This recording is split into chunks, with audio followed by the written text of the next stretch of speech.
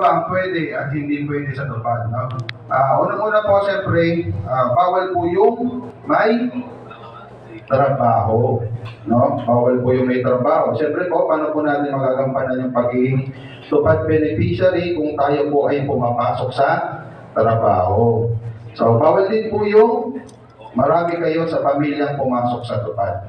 Okay po. Halimbawa, nag-apply na si mama mo, tapos nag-apply ka pang ikaw na anak, tapos nag-apply pa yung kapatid mo, so bawal na po yun, no?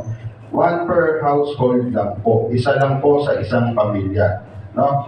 Pwede po yun kung sa case na sumali yung mama mo, tapos ikaw na anak ay may pamilya na o may anak na rin, may kinakasama, pwede na po yun, no? Ganun din sa magkapatid. Pwede na po yun kung yung kapatid nyo ay may asawa na. Pwede kayong sumaling magkapatid.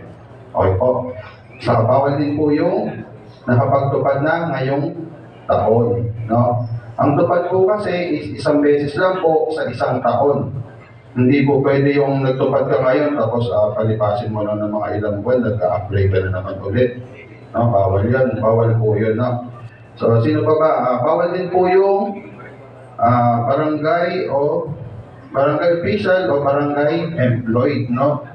So kahit ano pa pong posisyon, ano pa pong ginagawa nyo, basta sumasahod po kayo o nakakatanggap kayo